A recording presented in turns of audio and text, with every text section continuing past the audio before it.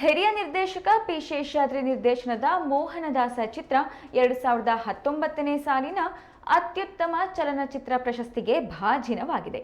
ನಟ ಕಿಚ್ಚ ಸುದೀಪ್ ಮತ್ತು ಅನುಪಮಾ ಗೌಡ ಅತ್ಯುತ್ತಮ ನಟಿ ಹಾಗೂ ನಟ ಎಂದು ಕರ್ನಾಟಕ ಸರ್ಕಾರ ಘೋಷಿಸಿದೆ. 2019ನೇ ಸಾಲಿನ ರಾಜ್ಯ ವಾರ್ಷಿಕ ಚಲನಚಿತ್ರ ಪ್ರಶಸ್ತಿ ಘೋಷಣೆಯಾಗಿದ್ದು, ಹಲವು ಸಿನಿಮಾಗಳು ವಿವಿಧ ವಿಭಾಗಗಳಲ್ಲಿ ಪ್ರಶಸ್ತಿಯನ್ನ ಪಡೆದುಕೊಂಡಿದೆ.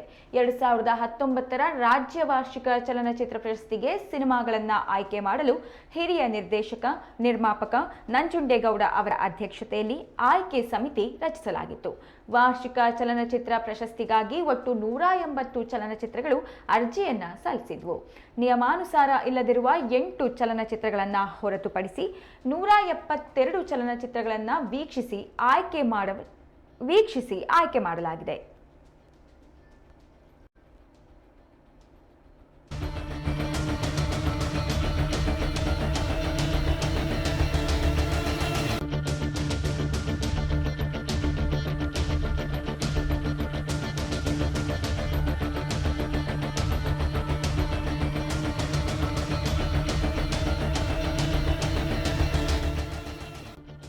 ಪೈಲ್ವಾನ್ ಚಿತ್ರದ ನಟನೆಗಾಗಿ ಕಿಚ್ಚ ಸುದೀಪ್ ಅತ್ಯುತ್ತಮ ನಟ ಪ್ರಶಸ್ತಿಗೆ ಭಾಜನರಾಗಿದ್ದಾರೆ.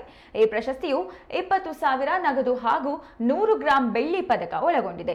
ನಟಿ ಅನುಪಮಾ ಗೌಡ ತ್ರೈಂಬಕಂ ಸಿನಿಮಾ ನಟನೆಗೆ ಅತ್ಯುತ್ತಮ ನಟಿ ಪ್ರಶಸ್ತಿಗೆ ಆಯ್ಕೆಯಾಗಿದ್ದಾರೆ. ದರ್ಶನ್ ನಟನೆಯ ಯಜಮಾನ ಚಿತ್ರಕ್ಕೆ ಸಂಗೀತ ನಿರ್ದೇಶನ ನೀಡಿದ ವಿ ಹರಿಕೃಷ್ಣ ಅತ್ಯುತ್ತಮ ಸಂಗೀತ ನಿರ್ದೇಶಕ ಪ್ರಶಸ್ತಿಗೆ ಆಯ್ಕೆಯಾಗಿದ್ದಾರೆ.